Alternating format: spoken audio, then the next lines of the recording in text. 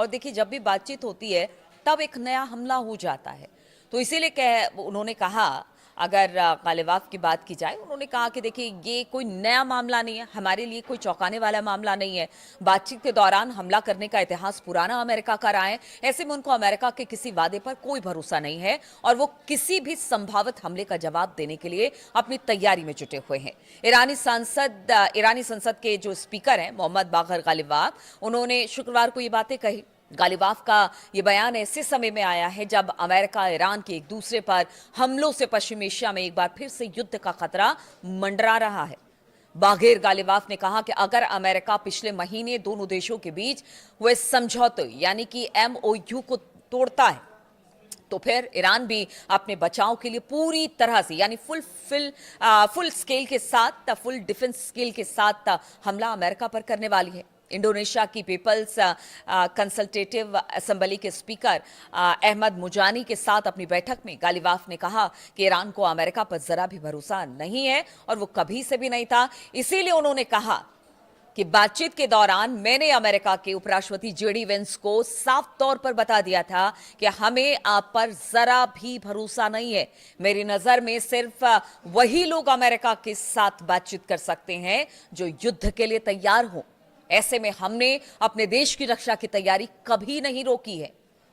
और उन्होंने साफ बता दिया कि ये जो युद्ध विराम का नाटक अमेरिका ने रचा और ये जो बातचीत का पूरा नाटक रचा, उस दौरान भी ईरान अपनी तैयारी कर रहा था और जितने उसके सहयोगी देश हैं उससे भी संपर्क में था, चाहे वो रूस हो, चीन हो, नॉर्थ कोरिया हो, हर से वो संपर्क में था। यानी उसने कभी ये मानकर वो नहीं चला था कि बातचीत के जरिए इस समस्या का हल होगा। उसे पता था कि बार बार अमेरिका एक मंच देता है बातचीत के लिए लेकिन फिर उस पर हमला करता है। इसीलिए गालिबाफ ने कहा कि हमारी तैयारी पहले भी थी, आज भी है और आगे भी रहेगी। अब एक और बड़ी खबर आपको बताते हैं। ईरान के सुप्रीम लीडर मुस्तफा खामनेई पद संभालने के बाद बताया जा रहा है पहली बार सार्वजनिक रूप से सामने आ सकते हैं। ईरान की अर्ध सरकारी तस्नीम न्यूज एजेंसी ने बताया कि सुप्रीम लीडर मुस्तफा अपने दिवंगत पिता अयतुल्ला अली खामनेई के लिए सार्वजनिक प्रार्थना सभा की अगुवाई कर सकते हैं। अली खामनेई की फरवरी के आखिर में इजराइल और अमेरिका के हमलों में मौत हो गई थी। एक हफ्ते के अंतिम संस्कार समारोह के बाद अली खामनेई को उनके गृहनगर मशहद में दफना दिया गया। ईरानी न्यूज एजेंसी ने बताया कि अली खामनेई की सार्वजनिक प्रार्थना सभा के लिए होने वाले कार्यक्रम की अगुवाई उनके बेटे और उत्तराधिकारी मुस्तफा हो सकता है कर ले।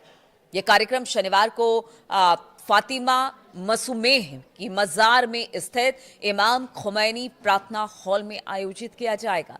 इस रिपोर्ट के बाद ये अटकलें तेज हो गई हैं कि क्या मुस्तफा खामनेई आखिरकार सार्वजनिक रूप से सामने आएंगे, क्योंकि देखिए जब अली खामनेई साहब को सुपुर्द खाक किया जा रहा था उस वक्त भी मुस्तफा सामने नहीं आए थे।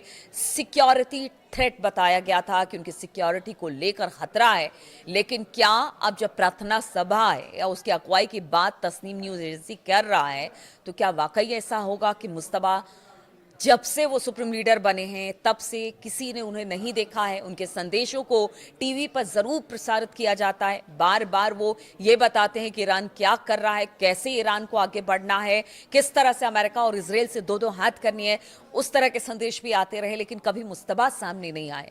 अब ऐसे में अगर ये खबर सामने आ रही है तो सबको इंतजार होगा कि क्या वाकई मुस्तफा सामने आते हैं और क्या अमेरिका और इजराइल को इस बात की भनक नहीं है कि वो कोई इसे लेकर कोई बड़े हमले की प्लानिंग ना करे।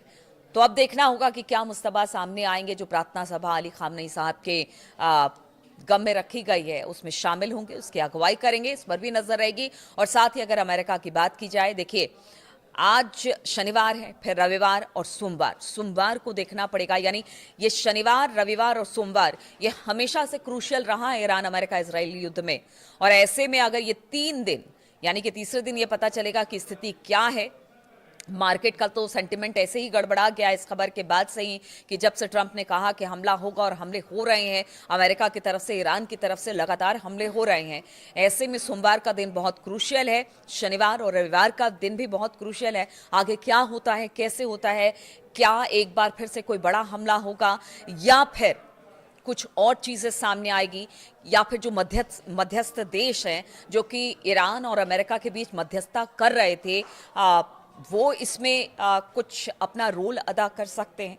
तो बहुत सारे सवाल हैं इस युद्ध को लेकर, और जो स्थिति इस वक्त मिडिल ईस्ट में बन रही है, खासतौर पर ईरान अमेरिका इसराइल के बीच में बन रही है, और लगातार नेतन्याहू तो धमकी दे ही रहे हैं। उन्होंने कह दिया है कि देखिए, हम कुछ भी हो जाए लेकिन हम परमाणु कार्यक्रम ईरान को आगे बढ़ने नहीं देंगे, उसके परमाणु कार्यक्रम को, और इसके लिए हमें जो करना पड़ेगा वो करेंगे। तो जो करने का मतलब क्या है? पहले भी हमला करते रहे हैं, आगे भी वो इसी तरह से षड्यंत्र रचते रहेंगे, चीजें खराब होती ही रहेगी। ईरान ने पहले ही कह दिया है कि अगर आप मारेंगे तो हम भी आपको मारेंगे।